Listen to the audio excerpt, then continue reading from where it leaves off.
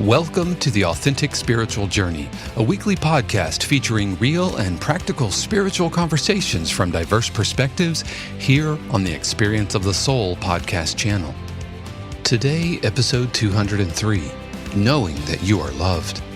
And now your host, Reverend Cynthia Alice Anderson. Hello and welcome to The Authentic Spiritual Journey. My name is Cynthia Alice Anderson. I'm the host, and I'm here today in 818 Studios with my producer. Hello, everybody. This is Dave Croft, and thank you so much for joining us for another episode of The Authentic Spiritual Journey. As always, I welcome you to a brand new week. I hope you are doing well, and I hope you had a great weekend. It's going to be a good one. I feel it. We're into May, second week of May. Yes. All the Justin Timberlake jokes are over, and so, yeah, we are firmly into May. Yes, today is a great day. It's a great day to be alive. There's a gentleman at my new ministry named David, and on Sunday, recently I said to him, he said, "How are you?" And I said, "Well, it's a great day to be alive." He goes, "Wait, that's what I say." He's not wrong, and you're not wrong. Yeah. I tell you, sometimes life gets really, really simple, right? It's like just gratitude for the day, for the moment. Yeah, just back to basics. Just back to basics. Don't overcomplicate it. Just keep it simple. Yeah. Keep it simple. Well, that's been on my heart lately, too. It's funny, both for my ministry, in my personal walk, in my work. Even there's a talk coming up at the end of June I'm doing called The Simplicity of Life. And along with that, we're going to do a fun Cowboy Sunday and do some fun stuff after service. But there was something about this season for me with my aunt making her passing, who was the sister of my mother. You know, so it kind of compounded a little bit of that grief. And so when that happens, you know, it's always a time to pause and reflect. And around my mother's passing, because there was so much going on for me at that time, meaning I was moving, I was leaving my position, you know, like my mom passed away 3 days before my last day at work. And it was a lot to process, and I was not really able to grieve in the way I might normally, you know? And so anyway, as you're saying that, Dave, that's the place I've been. I know we didn't talk about that at all before coming on, but it's like, what is really important right now? You know, and my aunt, I'm just going to say a word about her. She was this really incredible artist and poet. And it was so interesting to me in reflection, what I learned from her kids, and how when you live a life that matters, which she certainly did, that you really leave a legacy behind. You know, her artwork, I was able to get, by the way, one of her pieces that I've loved for years. And there's a piece she painted and a poem she wrote with it. So they're posted, you know, together now in my home. And I never even thought about it, but just the other day I had a friend over. He was looking at it, and the name of the poem is The Little White House. Well, I live in a little white house. Yeah. So it's just all the funny little things.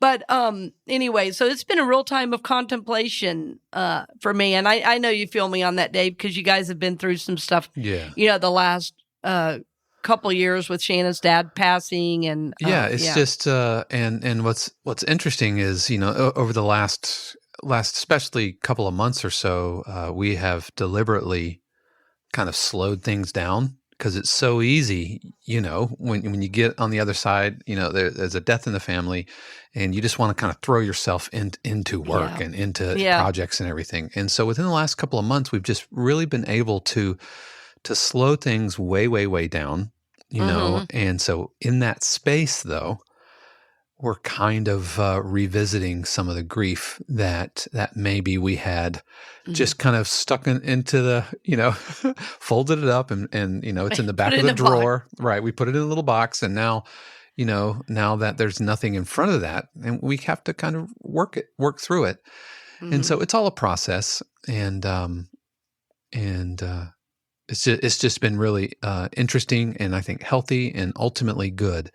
But still walking through that grief, even though it's been a year and a half since Shannon's dad died. So yeah, and her dad died right around the same time as my mom, and even though I did my mom's memorial, we did a whole show called Remembering Mama, which has been a real listened to show, interestingly enough, but I still, the death of a parent is something that you process for many years, usually, off and on, because certain things remind you of, here's the thing she used. And, it tends to take on a different meaning, after their passing. And, anyway, so friends, that's where we are today. Yeah. And, my thinking on it is, as we're talking about it, is that, culturally now, there's not a lot of space to process. And, even with, I always hate to rag on cell phones, but the truth is we're all a little too available. And so you can leave a memorial in your phone ring about, your cell phone bill.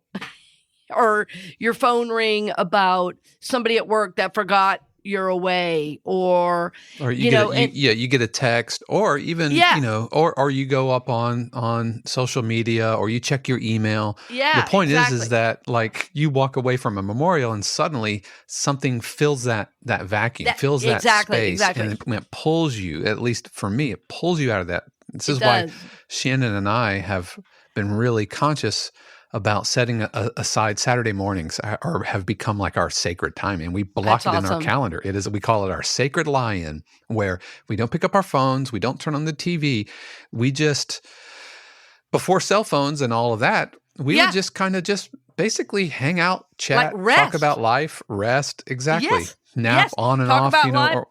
Get some coffee, eat some good food, hang out. Right, you didn't have to always be like, connected to something. And, I think this is really important, what we're talking about, because you gotta have space, for the emotions. And, what we've learned, through our own, personal growth and our study. And, if you listen to any of the shows on this channel, it's all about becoming more conscious. And you can't be conscious and aware if all you're doing is taking in information. Or filling up the gaps with something else, which is just going to spin you and spiral you into something else, or distract you. And that's what I am so bad about. Okay, like what now? Yeah. Okay, I'm going to check my email, or I'm going to check social media, or I'm going to see if somebody's gotten back to me, or I'm going to see how my YouTube channel is doing, right? And so I'm so quick to anytime there's a quieting, to feel the need to occupy that space. And I feel like that's just within the last couple of years, or maybe it's just within the last doing this podcast that I've kind of become much more conscious about it. Yeah, it's true. And we all have lives, we all have things we have to do. But it's been really interesting for me lately as my my physical process has shifted, to more workouts, and there's a couple different locations where I'm doing my physical exercise.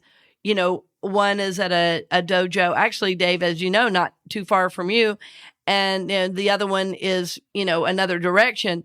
But when I was looking at adding some of this exercise in, my ego wanted to fight it a little bit and say, well, do you have time? Well, what's interesting is I do have time. I do have to schedule it. But what I notice is I'm just plugged in less. And how much better that feels to be doing something physical. And recently a friend came by He needed some support on something, no problem. And we, instead of being in the house because she has a cat allergy, we were in my garage, and it was fun. It was fun to connect, to just talk. And it was like, it started to rain a little bit outside. And I thought, there's something very real about this.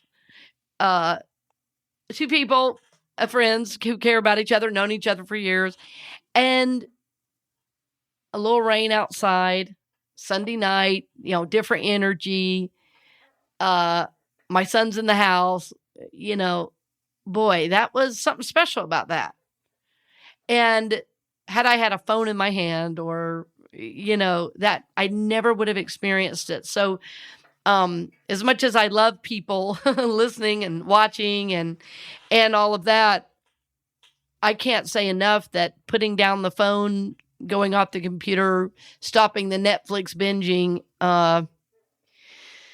is healthy.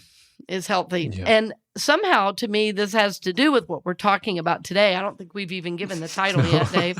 No, we're 11 minutes into the show, and we haven't even said no. The title, it doesn't matter. It's all related. Yeah. No, you're absolutely right. It is knowing that you are loved, and so I know, like for Shannon, we've talked about love languages and all that stuff, But when I put the phone down, and and we're laying down, and she has her head on my chest, and we're just like no TV, nothing. It's just us. I know that she knows that she's loved.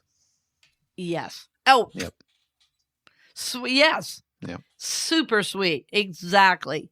I bet our listeners were like, "Aw." I think you should put in a little sound effect after. Oh, okay. Aww. I could do that. Aw.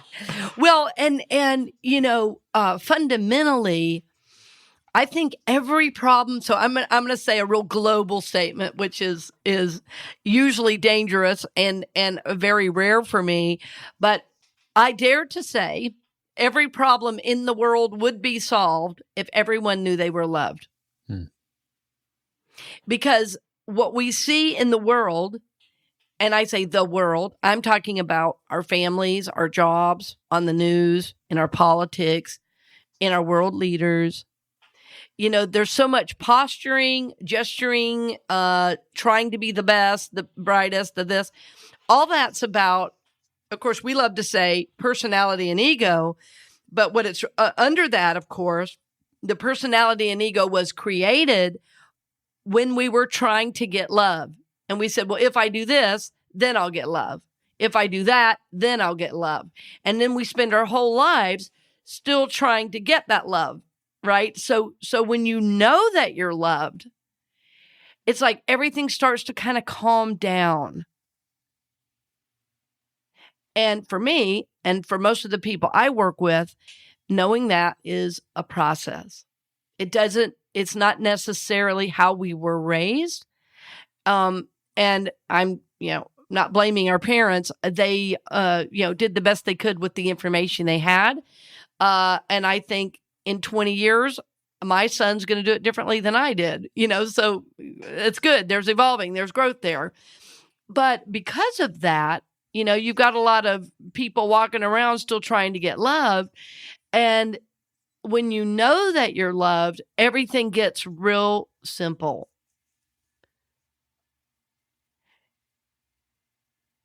And so the work, as we talk about it, like we often talk about soul work. So that's what's ours to do, is to move into that place of knowing, which doesn't happen overnight, So I'm just going to ask you to think about right now. So what would change if you knew that you were loved?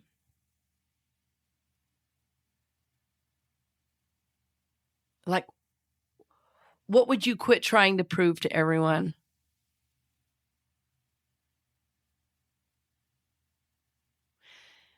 One of the courses I recently taught, and I hearkened back to the teachings of Byron Katie, who wrote the book, The Work. Somebody the other day said, "Isn't it Katie Byron?" I go, "No, it's last name first, first name last." It's Byron Katie. She wrote a book called The Work. And in The Work, there are these 4 questions. Is it true? Can you absolutely know it's true? What happens when you think that thought? And who would you be without that thought? That's basically the 4 questions. And then the 5th step is like a turnaround. So we were talking in the course, and I was trying to give the class some examples. And one of the examples I gave is that one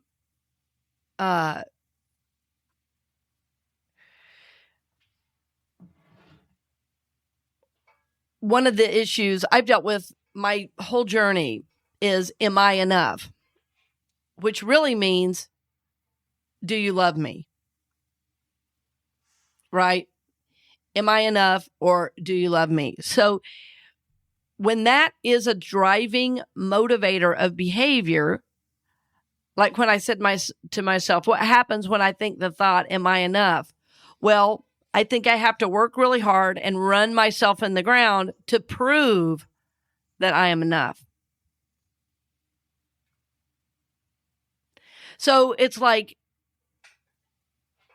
so once I started unwinding that thought, right, of I'm not enough, it's like, well, who would I be without that thought? It was like, oh my gosh, I would be relaxed. I would be free. I would be at peace. I would be. So it was great to uncover again that pattern that can remain largely unconscious. It's hard to look at because it's like, oh yeah, I can see when I go into that, or if I'm working too hard, I need to ask myself, like, why am I pushing myself at this level? And as we were talking about in the first part of the show, we were saying sometimes when you deal with grief, you tend to throw yourself into work, right? So we all have our ways that we check out a little bit. But what I'm talking about is, in this case, is like, what is the running narrative? What runs our show that nobody sees? What runs our thoughts that nobody sees? And I mean, I don't mind sharing mine, because it's like, how else do we heal if we don't hear what other people are kind of working with and working on? And what was so interesting, when I was talking to the class, I said, does anybody else have the thought, I'm not enough? Well, every hand went up. So this seems to be a very human experience to think, I'm not enough, or am I enough? And so getting to unwind that thought helped me relax into the fact that, oh,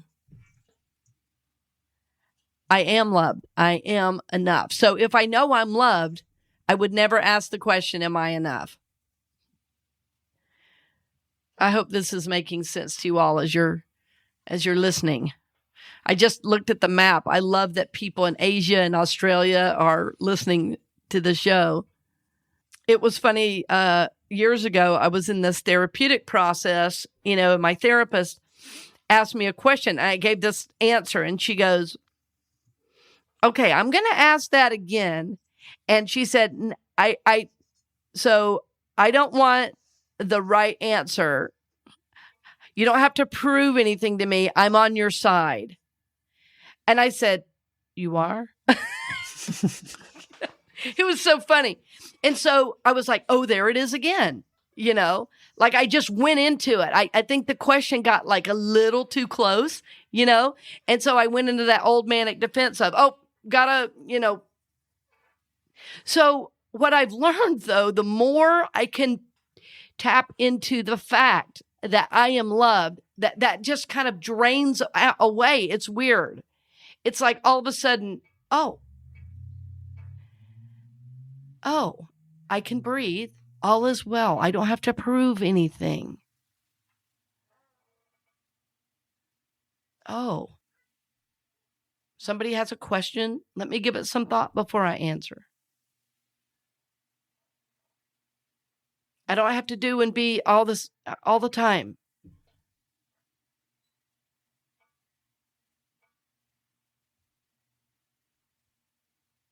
Yeah, knowing that you're loved changes everything. The anxiety, the worry, like the second I get there, it evaporates. That's really the word. It evaporates. So we'll leave you with that, and we'll be back right after this brief message. Welcome back. We're glad you're with us. Friends, I love having a little break. It always helps me pause and reflect on what we've been talking about. And I hope it's been specific enough, because I want you to get the feel and be able to apply it to your own life, and not necessarily, it's not all about me and my journey, but I like to share some of my awarenesses and when they happen, so that you can start to kind of self-identify. So I hope that's helping you as I give the stories, because like if somebody were to say to me, well, how do you know that you're loved? And the first thing I would probably say is take a big old deep breath. It starts right there. And there's no one thing to do to know that you're loved, but it's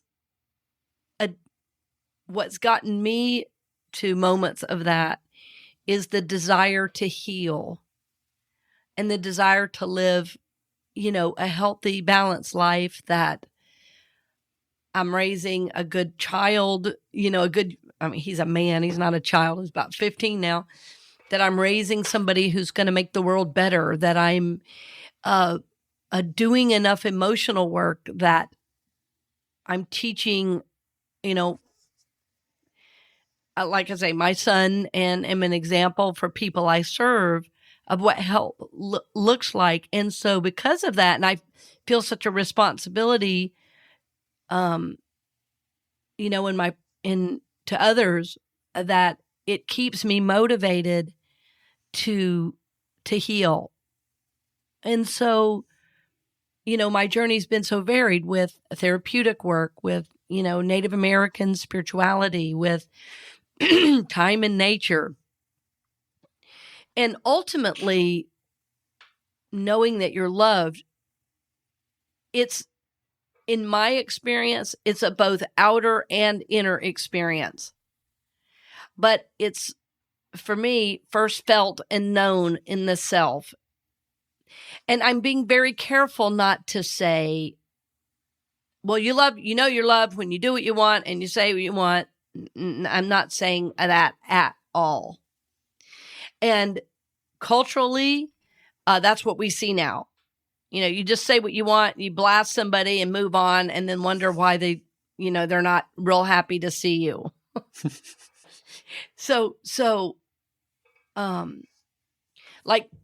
is something about honoring yourself and honoring your desires and honoring your inner voice and honoring, what you feel your path is, but doesn't mean you ignore everybody else and bulldoze everybody down. So it's like knowing that your love is listening to that inner voice in a really deep way on a very regular basis. And the universe is, the very fabric of the universe is made of love. This is what I feel, and this is what I experience. For instance, recently I've had a few deep spiritual experiences in places that you would not imagine. And one was in a school orchestra concert with the beginning orchestra. And I know Dave is a musician. You all can't see him. He's kind of smiling and nodding. People out of tune, rhythms wrong, all right? But what I've noticed is that if I can just relax into the moment and what is, and become fully present, like take a deep breath. I literally had a spiritual experience a few weeks ago at a concert of a beginning orchestra, and all I was doing was breathing and being present. And see, I know right now you feel the energy all the way across the world, what I'm saying to you. because I'm now in this, consciously, in this field of love I'm speaking of. It's like we exist within this field of infinite consciousness that is love. And when I was sitting there, they were playing, I'm breathing.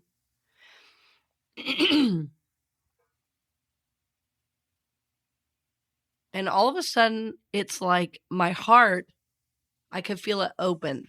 Literally, it was like, oh. I started breathing deeper, and it was like this energy went both out from me and came to me. When Charles Fillmore had an experience similar to this, excuse me, which is Unity's co-founder, he said he saw golden snowflakes all around, that the air was filled with golden snowflakes. And that's very similar to this experience. For me, it's more of an etheric mist. And it just kind of covered the room.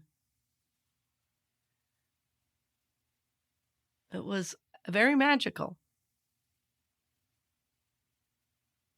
So I believe why or how that could happen is, for years, I've been training myself to breathe deeply.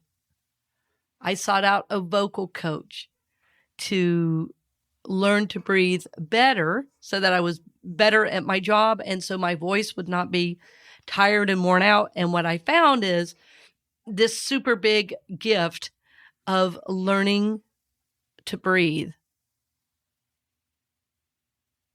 And now my breathing is more like how babies breathe, which is their tummy goes in and out, you know. They're not worried about their waistline or their abs. And when we grow up in dysfunctional situations, we learn to fear breathe, which puts all the attention in our chest. It's like, it's like when somebody pulls out in traffic and you go, well, that's how most of us are breathing all the time. Right. So in other words, we're sending adrenaline coursing through our bodies. Anytime there's this, that kind of fear breathing, it puts adrenaline in your body for the next 20 minutes. So when you learn to breathe, it changes everything.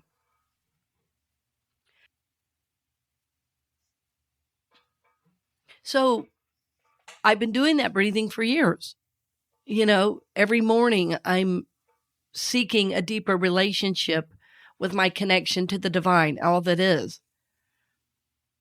And, for a year, I don't think I've ever talked about this. I may do a whole show about this, where I would just dialogue with spirit. And, wow, I mean, the powerful things I was able to download. So what I'm saying is, if it doesn't happen instantly, like if you're out riding a horse right now, or you're out in the middle of a field and say, well, I don't feel loved at the moment. Seek to know it, and that part of the divine intelligence of every soul is that you're going to know what your next step is. For yours, it might be something completely different. Like for one of my siblings, finding a yoga practice was life-changing. Those poses and those deep breaths took her somewhere. And the fear she used to have, she just doesn't have anymore.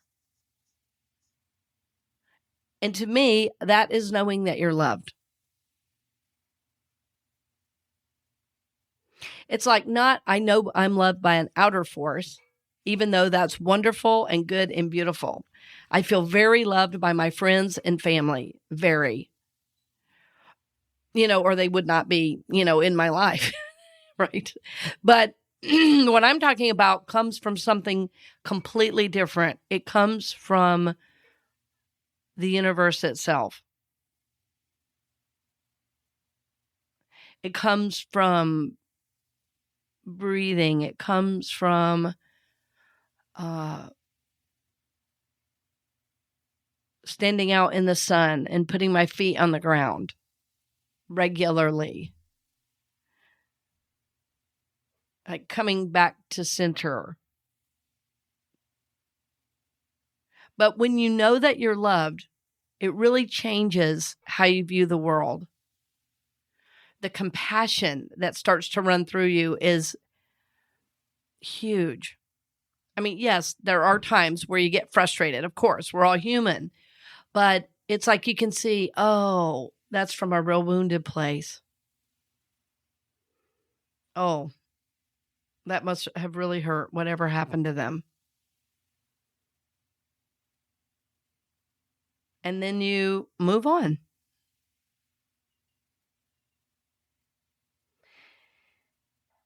So knowing that your love changes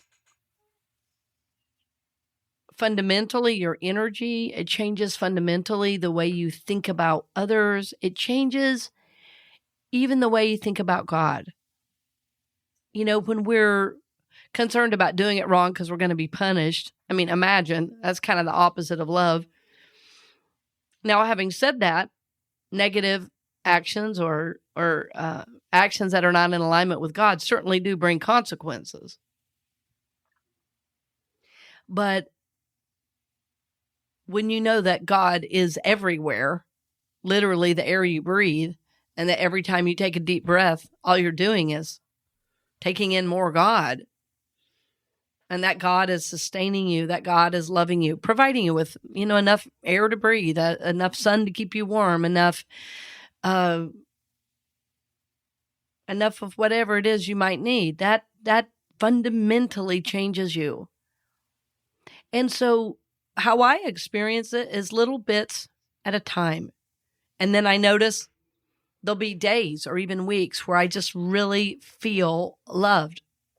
And then something will come up and I'll have to deal with that. And then, yeah. So that's really that's why it's a journey, right?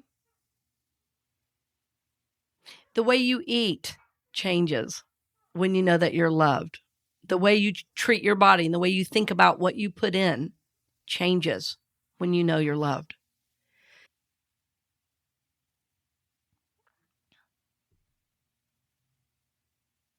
As I've increased my exercise, I'm listening to my body in a different way than I have in a long time.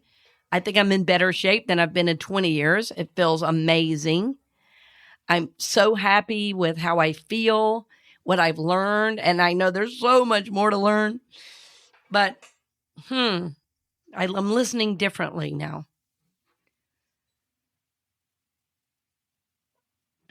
I'm listening differently now. Yeah. And what I know is that as I listen to what my body needs and do it, my body helps me do, the next step, the next learning, the next phase. And when you don't love yourself and when you don't know that you're loved, you tend to abuse the body. Drink too much, eat the wrong things. Even if it hurts your stomach, you keep eating it. Even if you know it's not good for you, you keep pounding it down. Then you have to go to the doctor. Then you have to buy the pills, I went to a doctor recently for a checkup and they said, how old are you? And I was sharing all that. And they said, and you're not on any medication but vitamins? It was like they hadn't seen a patient all day like that. I was like, well, I'm not that old. They go, no, most people, your age are on something. Blood pressure or diabetes, something.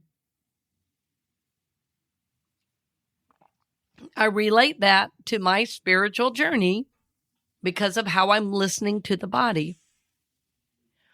My body is a vehicle for my soul. All right. And so with my body being a vehicle for the soul, I want my body to work. And now that I'm listening to my body, there are definitely things that I'm shifting and changing.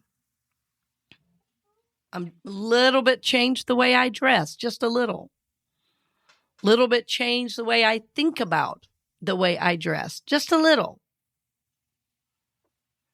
The way I relate to others. When you know you're loved, you can laugh more easily, especially at yourself. Dave and I, right as we were starting the show, before we started the show, we were talking about that caricature my friend did for me.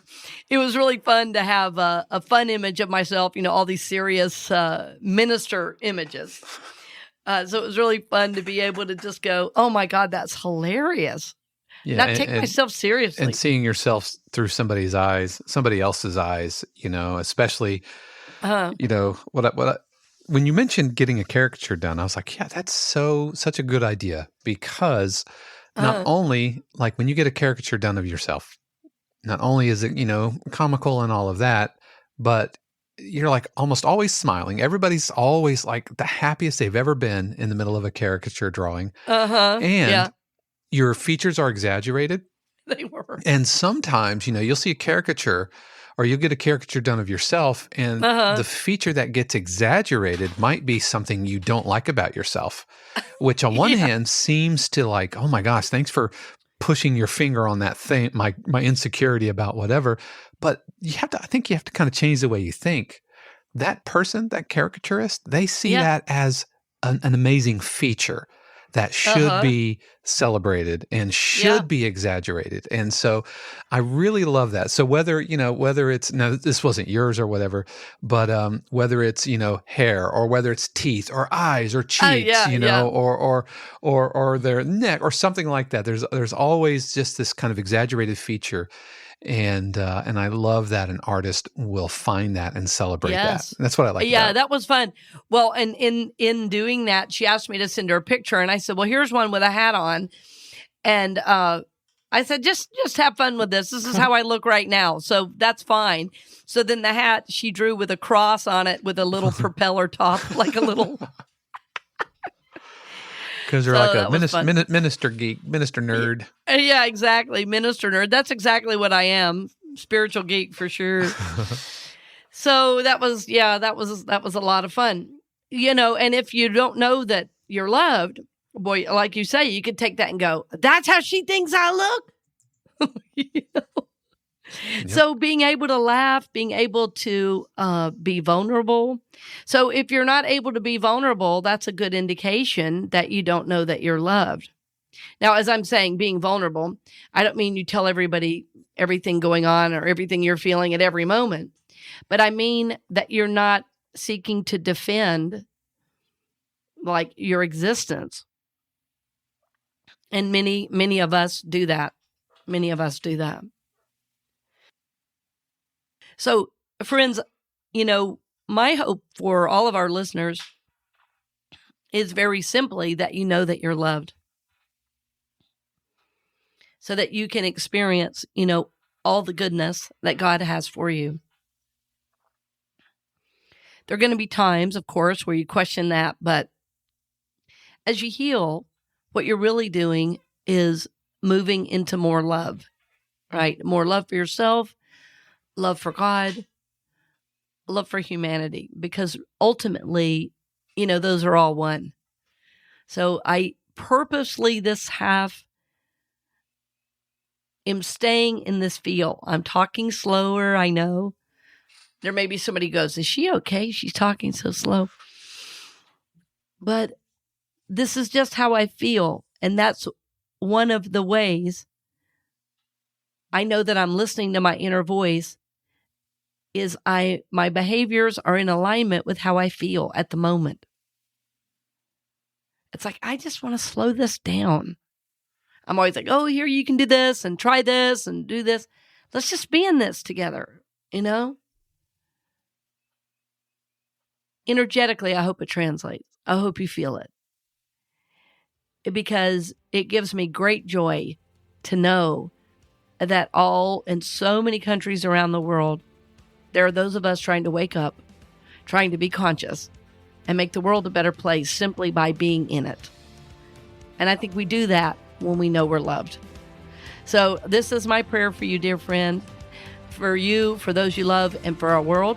As always, we lift you up. We hold you in our prayers for all good. So we will see you next week, and blessings on the journey, dear friend. We hope you've enjoyed this episode of The Authentic Spiritual Journey here on the Experience of the Soul podcast channel. This channel is made possible because of listeners just like you. If you would like to support the channel with your tax-deductible contribution on an ongoing basis or through a one-time gift, head over to experienceofthesoul.com/support. The Authentic Spiritual Journey is copyright 2022 Cynthia Alice Anderson, all rights reserved. Our theme music is composed by Dave Croft and used with permission from RR Hot Publishing. The Experience of the Soul podcast channel is a production of 818 Studios.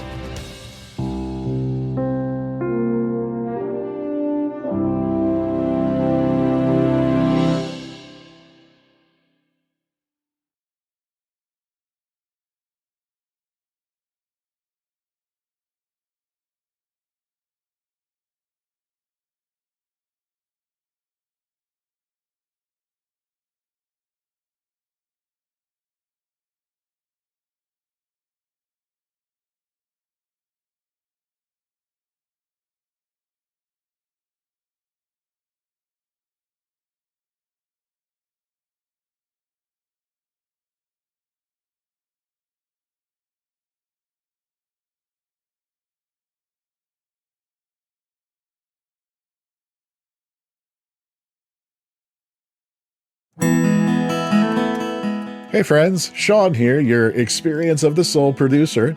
I want to take a moment to tell you about something truly exciting. The SoulWorks online community, created by your host, Cynthia Alice Anderson, and available on the Mighty Networks app.